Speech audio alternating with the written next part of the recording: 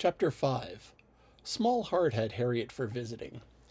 Only half an hour before her friend called for it, Mrs. Goddard's, her evil stars had led her to the very spot where, at that moment, a trunk, directed to the Reverend Philip Eaton, White Hart, Bath, was to be seen under the operation, being lifted into the butcher's cart, which was to convey it where the coaches passed, and everything in this world, excepting that trunk in the direction, was consequently a blank.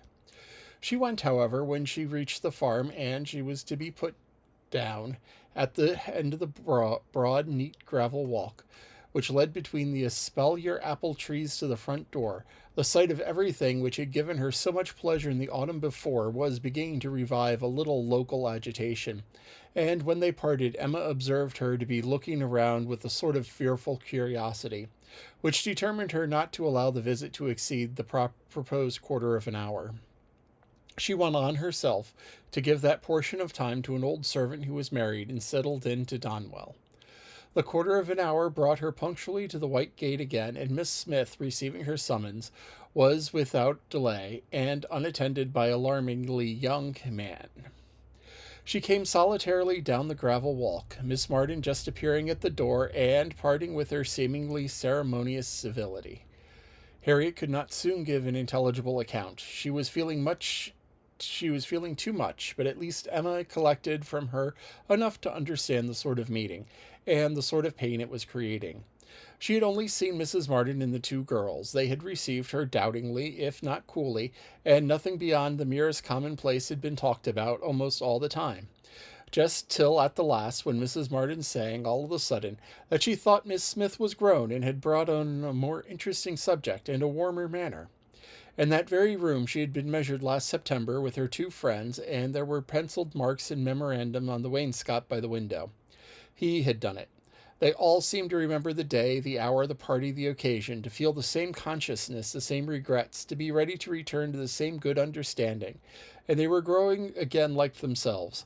Harriet, as Emma must expect, as ready as the best of them to be cordial and happy.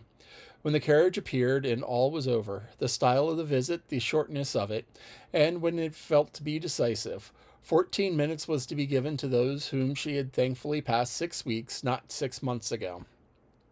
Emma could not picture it all, but felt how justly they might resent, how naturally Harriet must suffer.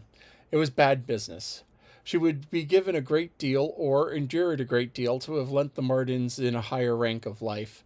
There were so many deserving that had a little higher should have been enough. But as it was, how could she have done otherwise? Impossible. She could not repent. They must be separated, but there was a great deal of pain in the process. So much to herself at this time that she soon felt that the necessity of little consolation, and resolved on going home by way of Randalls to procure it. Her mind was quite sick of Mr. Elton and the Martins. The refreshment of Randalls was an absolute necessary. It was a good scheme, but on driving to the door they heard that neither master nor mistress was at home. They had both been out some time. The man believed they were gone to Hartfield. "This is too bad," cried Emma as they turned away, "and now we shall just miss them. Too provoking. I do not know when I should have been so disappointed." And she leaned back in the corner to indulge her murmurs, or to reason them away, probably a little of both, such as being the commonest process of a not ill-disposed mind. Presently the carriage stopped. She looked up, and was stopped by Mr. and Mrs. Weston, who were standing to speak to her. There was an instant pleasure at the sight of them, and greater pleasure was conveyed in the sound, for Mr. Weston immediately accosted her with, "How do you do? How do you do? We've been sitting with your father, glad to see him so well. Frank comes tomorrow. I had a letter this morning. We shall see him tomorrow by dinner time for a certainty. He is at Oxford today, and he comes for a whole fortnight. I knew it would be so. If he had come at Christmas, he could not have stayed 3 days. I was always glad he did not come at Christmas. Now we're going to have just the right weather for him. Fine, dry, settled weather. We shall enjoy him completely. Everything has turned out exactly as we could wish." There was no resisting such news, no possibility of avoiding the influence of such a happy face as Mr. Weston's, confirmed as it was by the words and countenance of his wife, fewer and quieter, but not less to the purpose. To know that she thought his coming certain was enough to make Emma consider it so, and sincerely did she rejoice in their joy. It was a most delightful reanimation of exhausted spirits. The worn-out past was sunk in the freshness of what was coming and the rapidity of half a moment's thought. She hoped that Mr. Elton would now be talked of no more. Mr. Weston gave her the history of engagements at Enscombe, which allowed his son to answer for having an entire fortnight at his command, as well as the route and method of his journey. And she listened and smiled and congratulated. "I shall soon bring him over to Hartfield," said he at the occasion. Emma could imagine she saw a touch of the arm in his speech from his wife. "We had better move on, Mr. Weston," said she. "We are detaining the girls." "Well, well, I am ready," and turning to Emma. "But you must not be expecting such a very fine young man. You have only had my account, you know. I dare say he really is nothing extraordinary," though his own sparkling eyes at the moment were speaking a very different conviction. Emma could look perfectly unconscious and innocent, and answer in a manner that appropriated nothing. "Think of me tomorrow, my dear Emma, about 4 o'clock," was Mrs. Weston's parting injunction, spoken with some anxiety and meant only for her. "4 o'clock! Depend upon it, he will be here by 3, was Mr. Weston's quick amendment. And so ended a most satisfactory meeting. Emma's spirits were mounted up to happiness, and everything wore a different air. James and his horses seemed not half so sluggish as before. When she looked at the hedges, she thought the elder at least must be soon coming out. And when she turned to Harriet, she saw something like a look of spring, a tender smile even there. Will Mr. Frank Churchill pass through Bath as well as Oxford? Was a question, however, which did not augur much. But neither geography nor tranquillity could come all at once, and Emma was now in a humor to resolve that they should both come in time. The morning of the interesting day arrived, and Mrs. Weston's faithful pupil did not forget, either at 10 or 11 or 12, that she was to think of her at 4. "My dear anxious friend," said she in mental soliloquy, while walking downstairs from her room, "always over careful for everybody's comfort but your own. I see that you are now in your little fidgets, going again and again into his room, to be sure that all is right." The clock struck 12 as she passed through the hall. "'Tis 12. I shall not forget to think of you 4 hours hence, and by this time tomorrow, perhaps, or a little later, I may be thinking of the possibility of all their calling here. I'm sure they will bring him soon." She opened the parlor door and saw 2 gentlemen sitting with her father, Mr. Weston and his son. They had arrived only a few minutes, and Mr. Weston had scarcely finished his explanation of Frank's being a day before his time, and her father was yet in the midst of a very civil welcome and congratulations, when she appeared to have her share of surprise, introduction, and pleasure. Mr. Frank Churchill, so long talked of, so high in interest, was actually before her. He was presented to her, and she did not think too much had been said in his praise. He was a very good-looking young man. Height, air, address were all unexceptionable, and his countenance had a great deal of the spirit and liveliness of his father's. He looked quick and sensible. She felt immediately that she should like him, and there was a well-bred ease of manner and a readiness to talk, which convinced her that he came intending to be acquainted with her, and that acquainted they should soon be. He had reached Randalls the evening before. She was pleased with the eagerness to arrive, which made him alter his plan and travel earlier, later, and quicker, that he might gain half a day. "I told you yesterday," cried Mr. Weston with exultation. "I told you that all he would be here before the time named. I remember what I used to do myself. One cannot creep up on a jury, one cannot help getting on faster than one has planned, and the pleasure of coming in upon one's friends before the lookout begins is worth a great deal more than any little exertion it needs." "It is a great pleasure when one can indulge it," said the young man, "though there are not many houses I should presume on so far. But in coming home I felt I might do anything." The word home made his father look on him with fresh complacency. Emma was directly sure that he knew how to make himself agreeable. The conviction was strengthened by what followed. He was very much pleased with Randalls, though it was a most admirably arranged house, would hardly allow it to even be small, admired the situation, the walk to Highbury itself, Hartfield still more, and professed himself always sick of the sort of interest in the country which none but one's own country gives, and the greatest curiosity to visit it. That he should never be able to indulge in so amiable a feeling before passed suspiciously through Emma's brain. But still, if it were a falsehood, it was a pleasant one, and pleasantly handled. His manner had no air of study or exaggeration. He did really look and speak as if in a state of no common enjoyment. Their subjects in general were such as belonging to open acquaintance. On his side there were inquiries. Was she a horsewoman? Pleasant rides, pleasant walks? Had they a large neighborhood? Highbury, perhaps, afforded society enough. There were several very pretty houses in and about it. Balls, they had balls. What a musical society! But when satisfied on all these points, their acquaintance proportionally advanced. He contrived to find an opportunity, while their two fathers were engaged with each other, of introducing his mother-in-law and speaking of her with so much handsome praise, so much warm admiration, so much gratitude for the happiness she secured to his father, and very much kind reception of himself, as was an additional proof of his knowing of how to please, and of certainly thinking it worth while to try to please her. He did not advance a word of praise beyond what she knew to be thoroughly deserved by Mrs. Weston, but undoubtedly he could know very little of the matter. He understood what would be welcome. He could be sure of little else. His father's marriage, he said, had been the wisest measure. Every friend must rejoice in it, and the family from whom he had received such a blessing must be considered as having conferred the highest obligation on him.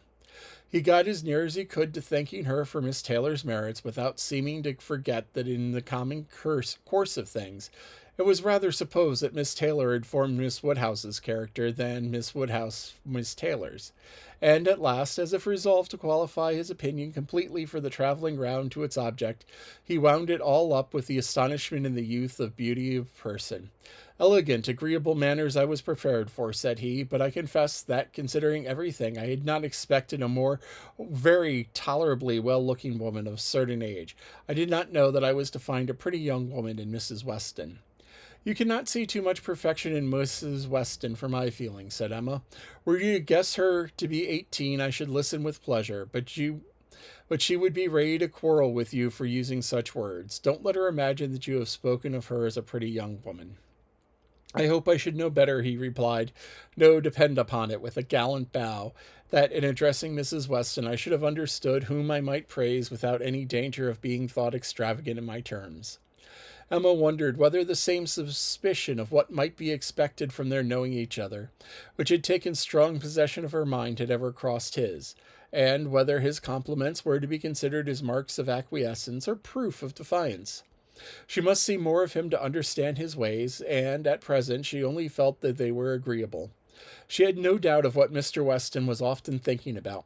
His quick eye she detected again and again glancing toward them with a happy expression, and even when he might have determined not to look, was confident that he was often listening.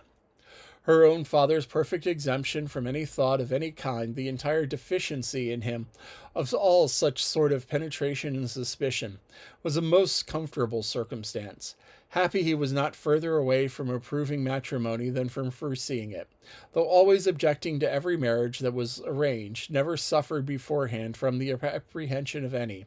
It seemed as if he could not think so ill of two persons understanding as to suppose they meant to marry till it were proved against them. She blessed the favoring blindness. He could now, without a drawback of a single unpleasant surmise, without a glance forward at any possible treachery in his guest, give way to all his natural kind-hearted civility and solicitous inquiries after Mr. Frank Churchill's accommodation on his journey. Though the sad evils of sleeping 2 nights on the road, and expressed very genuine unmixed anxiety to know what he had certainly escaped for catching cold, which, however, he could not allow himself to feel quite assured of himself until after another night. A reasonable visit paid, Mr. Weston began to move. He must be going. He had business at the Crown about his hay, and a great many errands for Mrs. Weston's at Ford. But he need not hurry anybody else. His son, too well bred to hear the hint, rose immediately, also saying, As you are going further on business, sir, I will take the opportunity of paying a visit which must be paid some day or another, and therefore may as well be paid now. I have the honor of being acquainted with a neighbor of yours, turning to Emma, a lady residing in or near Highbury, a family of the name of Fairfax. I shall have no difficulty, I suppose, in finding the house, though Fairfax, I believe, is not the proper name. I should rather say Barnes or Bates. Do you know of any family by that name? To be sure we do, cried his father. Mrs. Bates. We passed her house. I saw Miss Bates in the window. True, true, you are acquainted with Miss Fairfax. I remember you knew her at Weymouth, and a fine girl she is. Call upon her by all means. There would be no necessity for my calling this morning, said the young man. Another day would do as well, but their degree of acquaintance at Weymouth, which, oh, go today, go today. Do not defer it. What is right cannot be done too soon, and besides, I must give you a hint, Frank. Any want of attention to her here should be carefully avoided. You saw her with the Campbells when she was equal to everybody she mixed with, but here she is a poor old grandmother and barely enough to live on. If you do not call early, it will be a slight. The son looked convinced.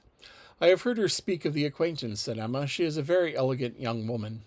He agreed to it, but with a quiet yes, as inclined her almost to doubt his real concurrence. And yet there must be a very distinct sort of elegance from the fashionable world, if Jane Fairfax could be thought only ordinarily gifted with it.